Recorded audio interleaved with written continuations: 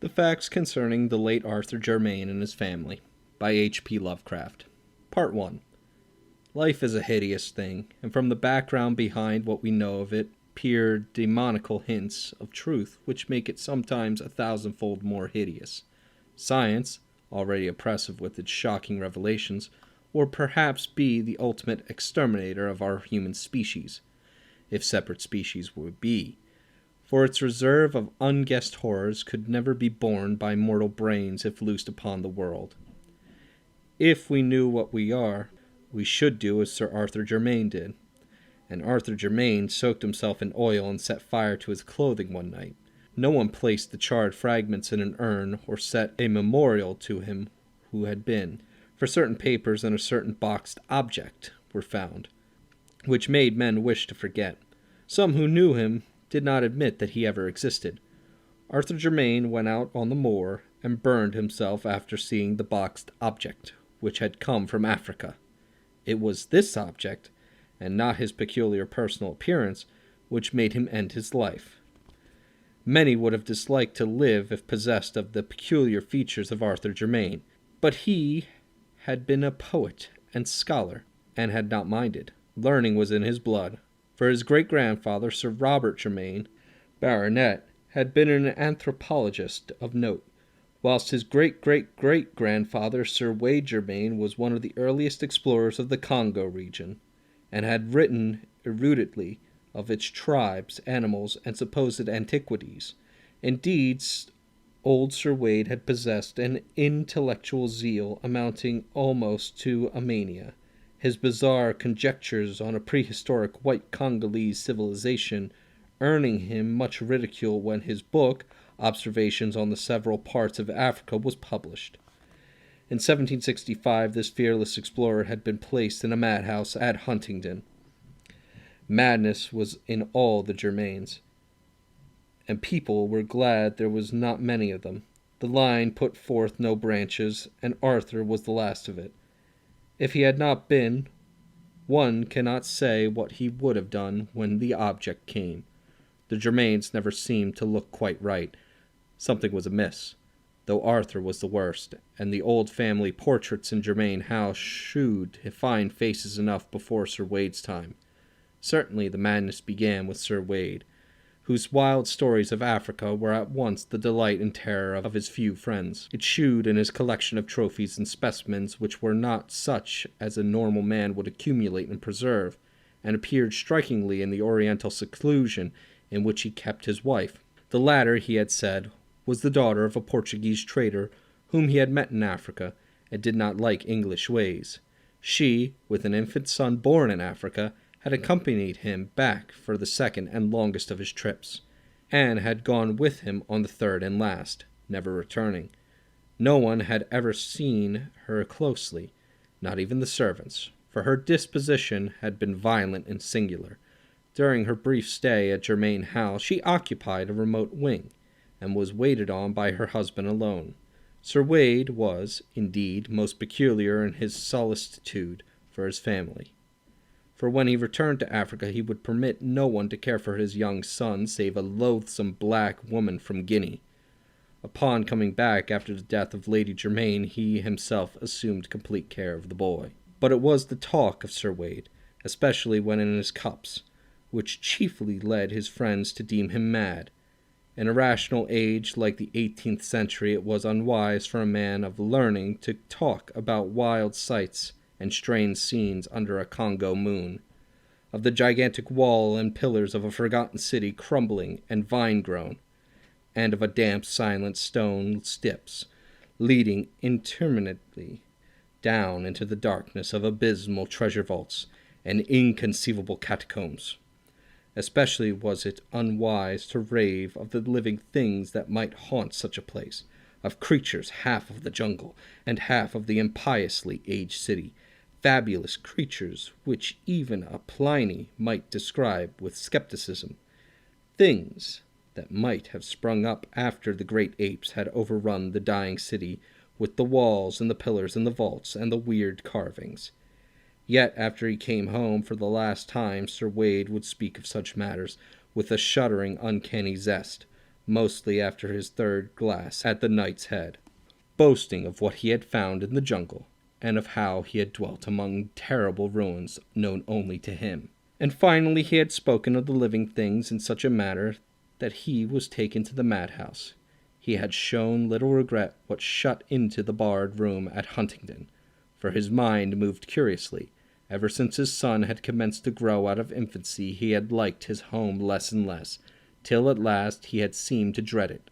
The Knight's Head had been his headquarters, and when he was confined he expressed some vague gratitude as if for protection. 3 years later he died. Wade Jermyn's son, Philip, was a highly peculiar person. Despite a strong physical resemblance to his father, his appearance and conduct were in many particulars so coarse that he was universally shunned. Though he did not inherit the madness which was feared by some, he was densely stupid, and had given to a brief periods of uncontrollable violence. In frame he was small, but intensely powerful, and was of incredible agility. 12 years after succeeding to his title, he married the daughter of his gamekeeper, a person said to be of gypsy extraction, but before his son was born, joined the navy as a common sailor, completing the general disgust which his habits and mésalliance had begun. After the close of the American War, he was heard of as a sailor on a merchantman inside the African trade, having a kind of reputation for the feats of strength and climbing, but finally disappearing one night as his ship lay off the Congo coast. In the son of Sir Philip Jermyn, the now accepted family peculiarity took a strange and fatal turn. Tall and fairly handsome, with a sort of weird Eastern grace despite certain slight oddities of proportion, Robert Jermyn began life as a scholar and investigator. It was he who first studied scientifically the vast collection of relics which his mad grandfather had brought from Africa, and who made the family name as celebrated in ethnology as in exploration. In 1815, Sir Robert married a daughter of the 7th Viscount Brightholme, and was subsequently blessed with 3 children, the eldest and youngest of whom were never publicly seen on account of deformities in mind and body. Saddened by these family misfortunes, the scientist sought relief in work, and made 2 long expeditions to the interior of Africa. In 1849, his second son, Neville, a singularly repellent person who seemed to combine the surliness of Philip Jermyn with the hauteur of the Brightholmes, ran away with a vulgar dancer, but was pardoned upon his return in the following year. He came back to Jermyn House, a widower with an infant son, Alfred, who was one day to be the father of that Arthur Jermyn. Friends said that it was this series of griefs which unhinged the mind of Sir Robert Jermyn, yet it was probably merely a bit of the African folklore which caused the disaster. The elderly scholar had been collecting legends of the Unga tribes, near the field of his grandfather's and his own explorations, hoping in some way to account for Sir Wade's wild tales of a lost city peopled by strange hybrid creatures. A certain consistency in the strange papers of his ancestors suggested that the madman's imagination might have been stimulated by native myths. On October 19, 1852, the explorer Samuel Seton called at Jermyn House with a manuscript of notes collected among the Ungas, believing that certain legends of the Grey City of white apes ruled by a white god might prove valuable to the ethnologist. In his conversation he probably supplied many additional details, the nature of which will never be known, since a hideous series of tragedies suddenly burst into being. When Sir Robert Jermyn emerged from his library, he left behind the strangled corpse of the explorer, and before he could be restrained, had put an end to all 3 of his children, the 2 who were never seen, and the son who had run away. Neville Jermyn died in the successful defense of his own 2-year-old son, who had apparently been included in the old man's maddening, murderous scheme. Sir Robert himself, after repeated attempts at suicide and a stubborn refusal to utter any articulate sound, died of apoplexy in the 2nd year of his confinement. Sir Alfred Jermyn was the baronet before his 4th birthday, but his tastes never matched his title. At 20, he had joined a band of music hall performers, and at 36 had deserted his wife and child to travel with an itinerant American circus. His end was very revolting. Among the animals in the exhibition with which he traveled was a huge bull gorilla of lighter color than the average, a surprisingly tractable beast of much popularity with the performers.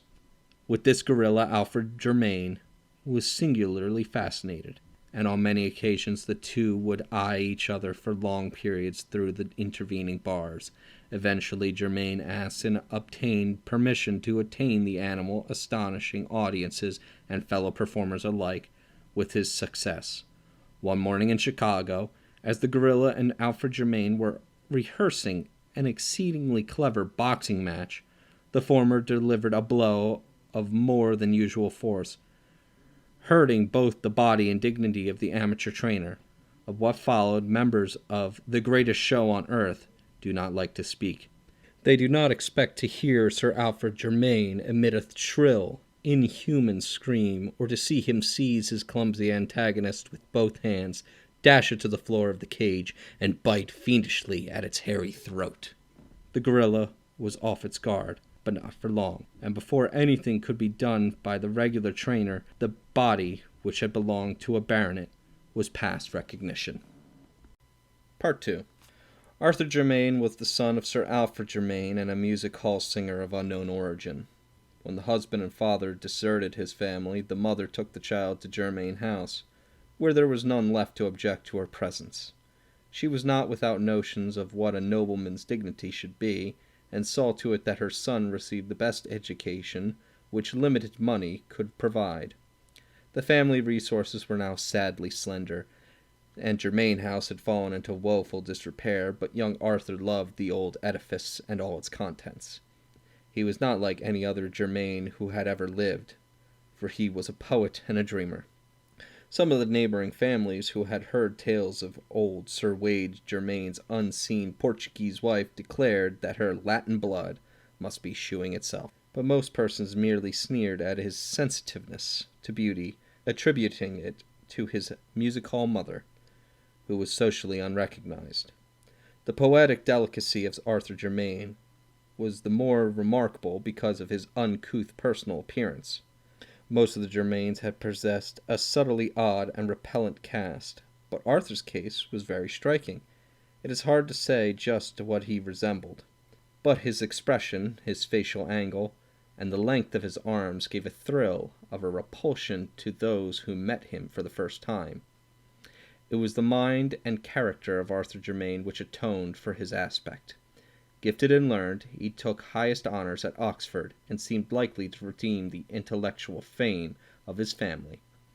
Though of the poetic rather than scientific temperament, he planned to continue the work of his forefathers in African ethnology and antiquities, utilizing the truly wonderful though strange collection of Sir Wade. With his fanciful mind, he thought often of the prehistoric civilization in which the mad explorer had so implicitly believed, and would weave tale after tale about the silent jungle city mentioned in the latter's wilder notes and paragraphs. For the nebulous utterances concerning a nameless, unsuspected race of jungle hybrids, he had a peculiar feeling of mingled terror and attraction, speculation on the possible basis of such a fancy, and seeking to obtain light among the more recent data gleaned by his great-grandfather and Samuel Seton among the Ongas. In 1911, after the death of his mother, Sir Arthur Jermyn determined to pursue his investigations to the utmost extent. Selling a portion of his estate to obtain the requisite money, he outfitted an expedition and sailed for the Congo. Arranging with the Belgian authorities for a party of guides, he spent a year in the Unga and Kaliri country, finding data beyond the highest of his expectations. Among the Kaliris was an aged chief called Mwanu, who possessed not only a highly retentive memory, but a singular degree of intelligence and interest in old legends. This ancient confirmed every tale which Jermyn had heard, adding his own account of the stone city and the white apes as it had been told to him. According to Mwanu, The Grey City and the hybrid creatures were no more, having been annihilated by the warlike Nabongus many years ago. This tribe, after destroying most of the edifices and killing the live beings, had carried off the stuffed goddess, which had been the object of their quest, the white ape goddess, which the strange beings worshipped, and which was held by Congo tradition to be the form of one of those reigned as a princess among those beings. Just what the white ape-like creatures could have been, Moano had no idea, but he thought they were the builders of the ruined city. Jermyn could form no conjecture, but close questioning obtained a very picturesque legend of the stuffed goddess. The ape princess, it was said, became the consort of a great white god who had come out of the west. For a long time they had reigned over the cities together, but when they had a son, all three went away. Later the god and the princess had returned, and upon the death of the princess, her divine husband had mummified the body and enshrined it in a vast house of stone, where it was worshipped. Then he had departed alone. The legend here seemed to present three variants. According to one story, nothing further happened save that the stuffed goddess became a symbol of supremacy for whatever tribe might possess it. It was for this reason that the Nabangus carried it off. A second story told of the god's return and death at the feet of his enshrined wife. A third told of the return of the son, grown to manhood, or apehood, or godhood, as the case might be, yet unconscious of his identity. Surely the imaginative blacks had made the most of whatever events might lie behind the extravagant legendary. Of the reality of the jungle city described by old Sir Wade, Arthur Jermyn had no further doubt, and was hardly astonished when early in 1912 he came upon what was left of it. Its size must have been exaggerated, yet the stones lying about proved that it was no mere Negro village. Unfortunately, no carvings could be found, and the small size of the expedition prevented operations toward the clearing the one visible passageway that seemed to lead down into the system of vaults which Sir Wade had mentioned. The white apes and the stuffed goddess were discussed with all the native chiefs of the region, but it remained for a European to improve on the data offered by old Moanu. Monsieur Verhaeren, Belgian agent at a trading post on the Congo, believed that he could not only locate but obtain the stuffed goddess, of which he had vaguely heard, since the once mighty Nabongus were now the submissive servants of King Albert's government, and with but little persuasion could be induced to part with the gruesome deity they had carried off. Where Jermyn sailed for England, therefore, it was with the exultant probability that he would within a few months receive a priceless ethnological relic confirming the wildest of his great-great-great-grandfather's narratives. That is, the wildest which he had ever heard. Countrymen near Jermyn House had perhaps heard wilder tales handed down from ancestors who had listened to Sir Wade around the tables of the Knight's Head. Arthur Jermyn waited very patiently for the expected box from Monsieur Verhaeren, meanwhile studying with increased diligence the manuscripts left by his mad ancestor. He began to feel closely akin to Sir Wade, and to seek relics of the latter's personal life in England, as well as of his African exploits. Oral accounts of the mysterious and secluded wife had been numerous, but no tangible relic of her stay at Jermyn House remained. Jermyn wondered what circumstance had prompted or permitted such an effacement, and decided that the husband's insanity was the prime cause. His great-great-great-grandmother, he recalled, was said to have been the daughter of a Portuguese trader in Africa. No doubt her practical heritage and superficial knowledge of the Dark Continent had caused her to flout Sir Wade's talk of the interior, a thing which such a man would not be likely to forgive. She had died in Africa, perhaps dragged thither by a husband determined to prove what he had told. But as Jermyn indulged in these reflections, he could not smile at their futility a century and a half after the death of both of his strange progenitors. In June 1913, a letter arrived from Monsieur Verhaeren, telling of the finding of the stuffed goddess. It was, the Belgian averred, a most extraordinary object, an object quite beyond the power of a layman to classify. Whether it was human or simian, only a scientist could determine, and the process of determination would be greatly hampered by its imperfect condition. Time and the Congo climate are not kind to mummies, especially when their preparation is as amateurish as seemed to be the case here. Around the creature's neck had been found a gold chain bearing an empty locket, on which were armorial designs.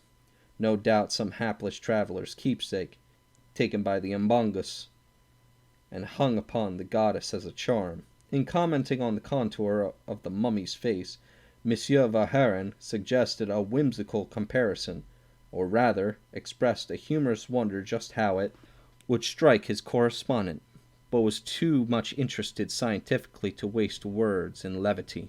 The stuffed goddess, he wrote, would arrive duly packed about a month after receipt of the letter. The boxed object was delivered at Jermyn House on the afternoon of August 3, 1913, being conveyed immediately to the large chamber which housed the collection of African specimens as arranged by Sir Robert and Arthur. What ensued can best be gathered from the tales of servants and from things and papers later examined. Of the various tales, that of aged Psalms, the family butler, is most ample and coherent. According to this trustworthy man, Sir Arthur Jermyn dismissed everyone from the room before opening the box, though the distant sound of hammer and chisel shewed that he did not delay the operation. Nothing was heard for some time, just how long Psalms cannot exactly estimate, but it was certainly less than a quarter of an hour later that the horrible scream, undoubtedly in Jermyn's voice, was heard.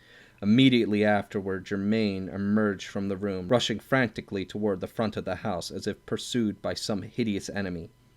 The expression on his face, a face ghastly enough in repose, was beyond description. When near the front door, he seemed to think of something, and turned back in his flight, finally disappearing down the stairs to the cellar. The servants were utterly dumbfounded, and watched at the head of the stairs, but their master did not return. A smell of oil was all that came up from the regions below. After dark, a rattling was heard at the door leading from the cellar into the courtyard, and a stable boy saw Arthur Jermyn glistening from head to foot with oil, and redolent of that fluid, steal furtively out and vanish on the black moor surrounding the house. Then, in an exultation of supreme horror, everyone saw the end. A spark appeared on the moor, a flame arose, and a pillar of human fire reached to the heavens. The house of Jermyn no longer existed. The reason why Arthur Jermyn's charred fragments were not collected and buried lies in what was found afterward, principally the thing in the box. The stuffed goddess was a nauseous sight, withered and eaten away, but it was clearly a mummified white ape of some unknown species, less hairy than any recorded variety and infinitely nearer mankind, quite shockingly so. Detailed description would be rather unpleasant, but two salient particulars must be told, for they fit in revoltingly with certain notes of Sir Wade Jermyn's African expeditions and with the Congolese legends of the White God and the Ape Princess. The two particulars in question are these. The arms on the golden locket about the creature's neck were the Jermyn arms, and the jocose suggestion of Monsieur Verhaeren are about a certain resemblance as connected with the shriveled face applied with vivid, ghastly, and unnatural horror to none other than the sensitive Arthur Jermyn, great-great-great-grandson of Sir Wade Jermyn, and an unknown wife. Members of the Royal Arthropological Institute burned the thing and threw the locket into a well, and some of them do not admit that Arthur Jermyn ever existed.